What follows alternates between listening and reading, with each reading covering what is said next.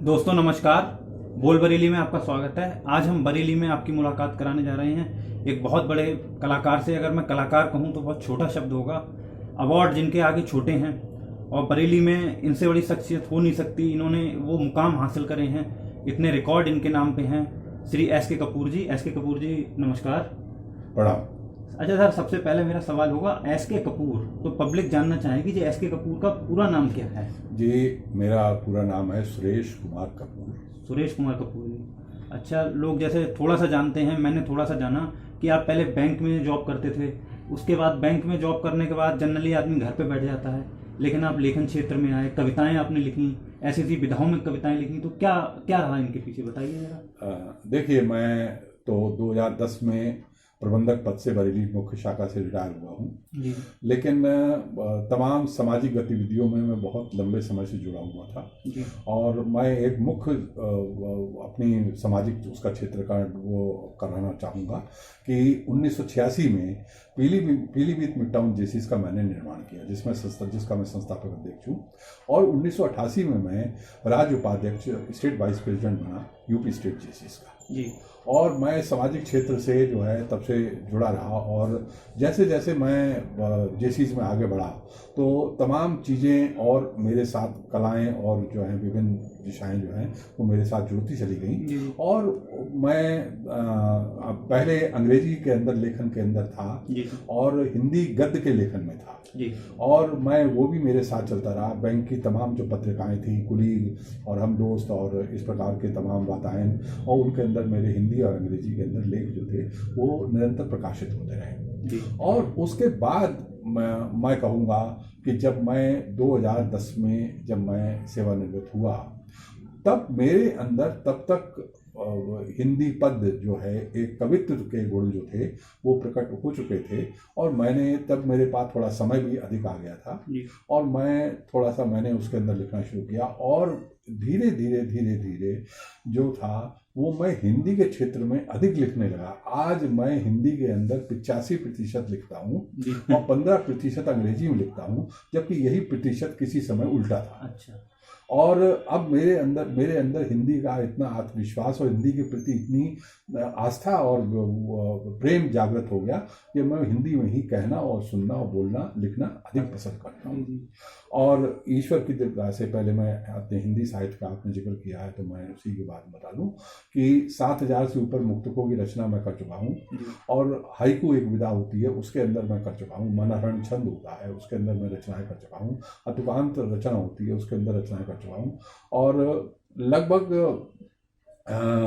आपके आशीर्वाद से 70 व्हाट्सएप ग्रुप जो हैं उनसे मैं जुड़ा हुआ हूँ। और इत्तेफाक से 23 जो ग्रुप हैं व्हाट्सएप ग्रुप के उसका मैं स्वयं भी एडमिन हूँ। और इस प्रकार से मेरी रचनाएं निरंतर जो हैं वेब पोर्टल्स पे और वेबसाइट्स पे और ब्लॉग्स पे और निरंतर बहुत सारी जगह हमने भी देखा है और तमाम संस्थाओं के उस पर जो है निरंतर प्रकाशित होती रहती हैं और पाठक उनको पढ़ते रहते हैं और मुझे अपने फीडबैक से परिचित कराते रहते हैं। अब मैं कुछ मुख्य बातें, जब आपने कहा है तो मैं कुछ मुख्य बातें आपको कहना चाहूँगा कि सामाजिक क्षेत्र से जैसे मैं जुड़ा हुआ था वैसे तो मैं 1973 से जुड़ा हूँ सामाजिक क्षेत्र से, जब मैं पीलीभीत जेसीस का अध्यक्ष बना था पहली बार। लेकिन फिर पीलीभीत मिड टाउन जेसीस का मैंने स्वयं निर्माण किया। और तब से उसके बाद जब मुझे समय मिला 2010 के बाद, तब मैं लगभग बरेली की 15 संस्थाओं से, मैं सामाजिक संस्थाओं से जुड़ा और उसके अंदर मैं विभिन्न पदों पे हूँ। और विभिन्न पदों पे जिसमें से मैं मुख्य जो कहना चाहूँगा कि मानव सेवा क्लब के संयुक्त सचिव के पद पर हूँ। और 1916 में मैंने बैंक के रिटायर्ड ऑफिसर्स के एक क्लब का निर्माण किया और मैं उसका संस्थापक अध्यक्ष हूँ। आज मैं उसके संरक्षक पद पे आसीन हूँ। फिर मैंने 2019 में एक बैंक क्लब का और निर्माण किया और जिसका मैं सदस्य नहीं हूँ, क्योंकि हमने एक विधान बना रखा है कि हम केवल एक ही बैंक क्लब के सदस्य रह सकते हैं। लेकिन मैंने उसको निर्माण किया। मैं चौथे बैंक क्लब के लिए भी प्रयासरत हूँ बनाने के लिए, लेकिन कोरोना की वजह से वो कार्य कुछ रुक गया। क्योंकि मेरा ऐसा मानना है कि हमारे यहाँ जो ये कहना चाहिए रिटायरमेंट है, सेवानिवृत्ति है, we are retired but not tired. This is start of our second innings. ये हमारी दूसरी पारी की शुरुआत है, ये हमारे जीवन का अंत नहीं है। हमें जितना हम अपने आप को व्यस्त रखेंगे, जितना हम अपने आप को और अपनी उन अभिरुचियों को या उन उच्च कलाओं को जिनको कि हम मतलब जो है अपने सेवा काल में समय की बाध्यता के कारण नहीं पूर्ण कर पाए, आज उनको पूर्ण करने का समय है। जी जी। और सामाजिक सेवा करने का समय है और अपने आप को इस प्रकार से व्यस्त रखने का समय है कि जिससे कि मतलब हम ना तो तनावग्रस्त हों, ना अवसादग्रस्त हों और ना ही मतलब जो है वो जीवन में और निरंतर आगे करके मतलब। और हम वास्तव में समाज के अंदर एक अग्रणी, एक वरिष्ठ नागरिक की भूमिका जो है वो निर्वहन कर सके और मतलब जो है हम अपने परिवार को और अपने बच्चों को भी कुछ सीख दे सकें और उनके सामने कुछ आदर्श प्रस्तुत कर सकें। अच्छा कपूर साहब, यहाँ मैं एक चीज़ रोकना चाहूँगा। आप ये बताइए सर, जैसे आपने लेखन शुरू करा तो कोई गुरु रहे, आपने शुरू कैसे कर दिया, मैं ये पूछना चाहूँगा, इतनी विधाएं कैसे सीख ली? देखिए मैं आपको थोड़ा सा और पीछे जानना चाहूँगा कि जब मैं जेसीस में था तो मेरे जो राज्य अध्यक्ष थे वो माया शंकर पाठक वाराणसी के बड़े प्रकांड पंडित थे जो कि हिंदी के विद्वान थे जी।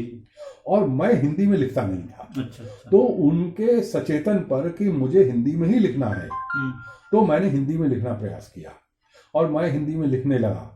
और इसके अंदर मेरी पत्नी ने मुझे बहुत सहयोग किया कि जो बहुत हिंदी की अच्छी ज्ञाता थी और उन्होंने मुझे कहीं कहीं जो हिंदी की अशुद्धियाँ थी उसको शुद्ध करा। अच्छा। और मैं उनका उस समय का आभार हूँ करके। और कई ऐसा होता था कि जो मैं नहीं लिख पाता था ठीक से, 1986 की बात बता रहा हूँ, तो वो लिख के देती थी। तो मतलब वो करता, लेकिन धीरे धीरे मैं खुद इतना उसमें प्रवीण होता चला गया। फिर उसी से जो मुझे प्रेरणा मिली कि जो मेरे बैंक के अंदर राजभाषा के जो प्रतियोगिताएं होती थी, क्योंकि राजभाषा की प्रतियोगिताएं और खासतौर से बैंक की वो हिंदी और अंग्रेजी की मिली जुली प्रतियोगिता होती है। अंग्रेजी से हिंदी करना, हिंदी से अंग्रेजी करना। क्योंकि मैं अंग्रेजी का एक काफ़ी विद्वान था तो मैं उन प्रतियोगिताओं में निरंतर विजेता होने लगा। मैंने 27 पुरस्कार अपने जीवन काल में राजभाषा प्रतियोगिताओं में जीते जी। और उससे मुझे जो हिंदी के प्रति लगाव हुआ वो तब तक जब तक मैं मतलब गद्य में लिखता था हिंदी में, और जब तक मैं रिटायर हुआ तो मेरे अंदर कभी गुण पैदा हुए। मैं साहित्य सुरभि संस्था जो थी जिसमें रणधीर प्रसाद गौड़ जी और राममूर्ति गौतम गगन जी, इन दोनों के सानिध्य में आया। साहित्य सुरभि संस्था के, और गौतम गगन जी ने मुझे जो था श्री हंस उपनाम दिया। श्री हंस, तो मेरा नाम एक प्रकार से साहित्यिक नाम मेरा जो है वो SK कपूर श्री हंस हो गया। उपनाम उनका दिया हुआ। उनका नाम उनका दिया हुआ।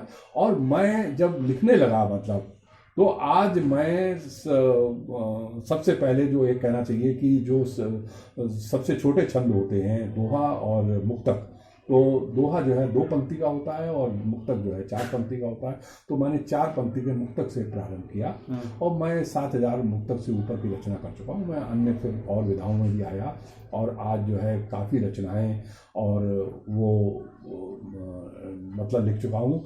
और 300 से ऊपर जो है पत्र पत्रिकाओं में और वेब पोर्टल्स में और सब वेबसाइट्स में मेरी रचनाएं जो है प्रकाशित हो चुकी हैं।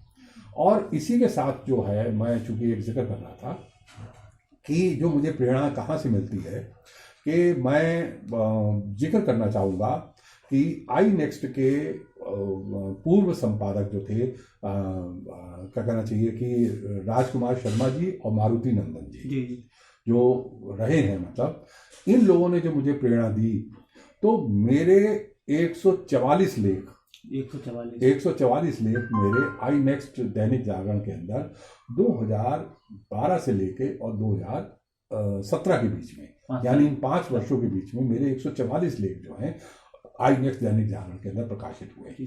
तो उसने मुझे वास्तव में बहुत प्रसिद्धि दिलाई और मेरे अंदर एक नया वो किया, मुझे एक नया आयाम दिया कि जो व्यक्तित्व विकास और समाज के अंदर जो विसंगतियां हैं, समाज के अंदर जो और क्या होना चाहिए, किस प्रकार से मानवता और मनुष्यता का जो है वो प्रभाव होना चाहिए, वो मेरी कविता के अंदर जो है वही लेखों में मेरे परिलक्षित होता था, वही मेरी कविता में प्रशिक्षित होता है। मेरा मानना है कि कविता कोई भी हो वो संदेश युक्त होनी चाहिए।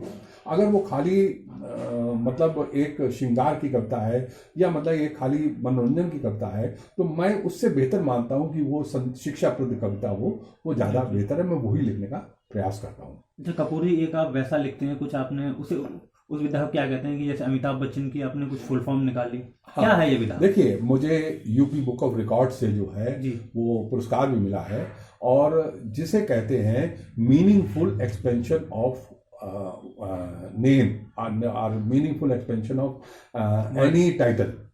Meaningful expansion of any title. जैसे आप मान लीजिए, आपने जिक्र किया कि अमिताभ बच्चन जो है, तो जो उसके स्पेलिंग हैं, जो उसके अल्फाबेट हैं, जो उसके स्पेलिंग हैं, उनको ही हम वो क्या कहना चाहिए, उनसे ही हम उसका मीनिंग, जो उसकी पर्सनालिटी है, जो उसकी कैरेक्टरिस्टिक है, जो उसके चाल चरित्र है, वो हम उसके उनके नाम से ही प्रदर्शित करते हैं। यानी अगर हम ए से करेंगे तो एंग्री यंग मैन कहेंगे, अगर बी से कहेंगे तो बिग बी कहेंगे, अगर हम एम से कहेंगे तो महानायक सदी के कहेंगे या मिलेनियम स्टार कहेंगे, अगर हम एच से कहेंगे तो हरवंश राय बच्चन सन कहेंगे।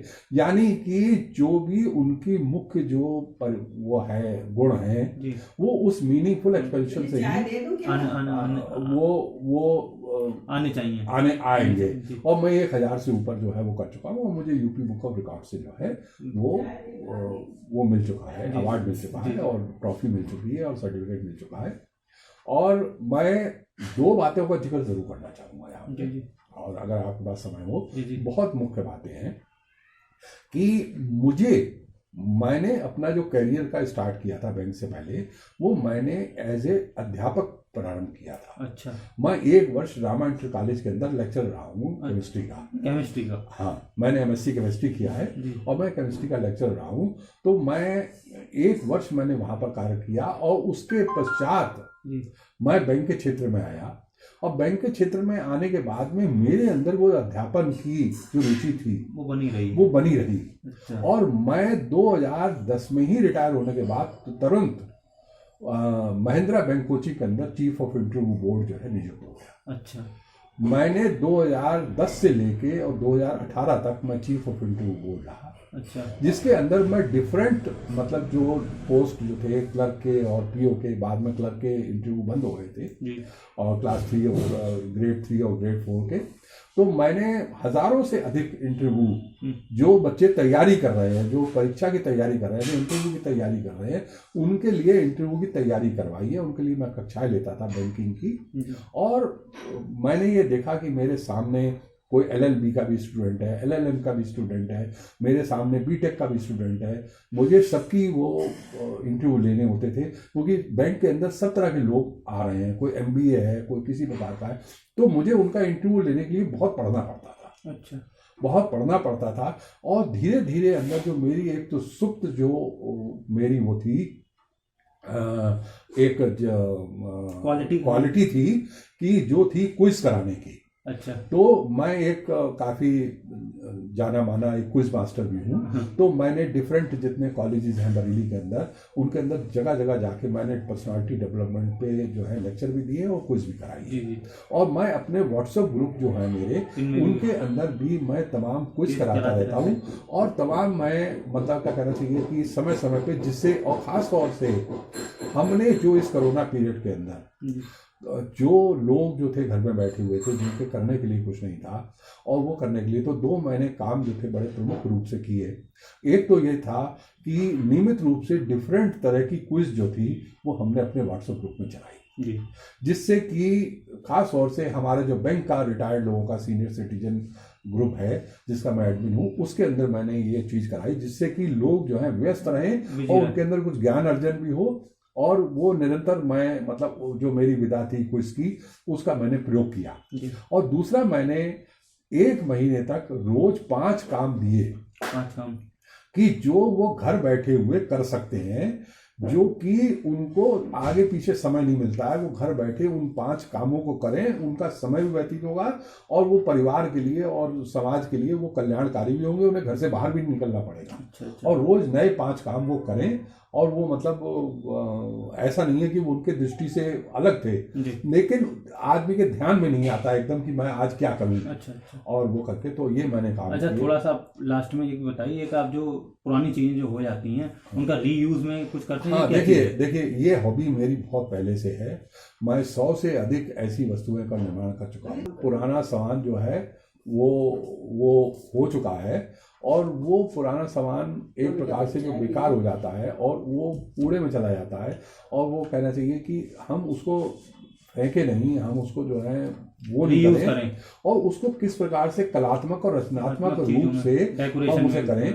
जैसे कि ये मैंने आपको अभी दिखाया था कि ये दियों से स्वास्तिक का निशान बना हुआ है, और अभी जो मेरे दिए अभी ये उठेंगे इस वाले दिए के लेके, तो मैं इससे ओम का निशान बनाऊंगा। इस बार ओम बनाऊंगा। और इस प्रकार मैं ऐसे कई चीज़ें बना चुका हूँ कि जैसे कोई कागज़ काट के और चिपका के और वो करके, और मैंने ऐसे तमाम लोगों को मैं जो है वैवाहिक वर्षगांठ पे और जन्मदिन पे जो है इस प्रकार से देता हूँ। मैं लास्ट में अपनी बात समापन से पहले बस मैं एक चीज़ और करूँगा कि चूँकि मैं एमएससी केमिस्ट्री हूँ, मुझे साहित्य में भी रुचि है, मुझे सामाजिक संस्थाओं में मैं तमाम विभिन्न पदों पे हूँ हर संस्था में। मुझे जो और एक सबसे बड़ी रुचि है वो विज्ञान में है। विज्ञान। और डॉक्टर रवि शर्मा जी के सानिध्य में आने के बाद उन्होंने मुझे जो है जिला विज्ञान क्लब के जो निर्णायक मंडल है, जो हर वर्ष जो भी प्रतियोगिताएं और वो होती हैं, उनके मुझे निर्णायक मंडल का जो है मुख्य जो है वो जूरी का हेड जो है बनाया है। और मैं पिछले 2 वर्षों से निरंतर जो है वो जो भी कार्यक्रम होते हैं विज्ञान क्लब के, उनके अंदर मैं मुख्य निर्णायक की भूमिका जो है निर्वहन करता हूँ। और मैं अपनी बात समाप्त करने से पहले बोल बरेली बोल के संस्थापक श्री अनुराग उपाध्याय जी का बहुत बहुत अभिनंदन और प्रणाम करता हूं कि जिन्होंने अपना अमूल्य और अनमोल समय जो है वो देकर और जो है वो इस प्रकार से जो है बोल बरेली बोल यूट्यूब चैनल के माध्यम से बरेली की जो सेवा कर रहे हैं, ये ऐसी सेवा जो है अन्यत्र वो उदाहरणीय है। और वास्तव में जो है वो कहीं और जॉब करते हैं, लेकिन साथ में छुट्टी के दिनों में इस प्रकार का वो कार्य कर रहे हैं। मेरा शत नमन है उनको, और वो इस प्रकार से बोल बरेली बोल जो है निरंतर जो है प्रगति करता रहे। मैं SK कपूर श्रीहंस बरेली उत्तर प्रदेश से जो है बरेली के निवासियों को प्रणाम करता हूँ। जय हिंद, जय भारत। ठीक है जी, SK कपूर जी थे, इनके बारे में बहुत कम समय में बताया, क्योंकि इतना बताते तो शायद पूरा दिन निकल जाता। आगे भी हम आपको और लोगों से मिलाते रहेंगे बरेली के। बने रहिए हमारे साथ बोल बरेली में। जय हिंद।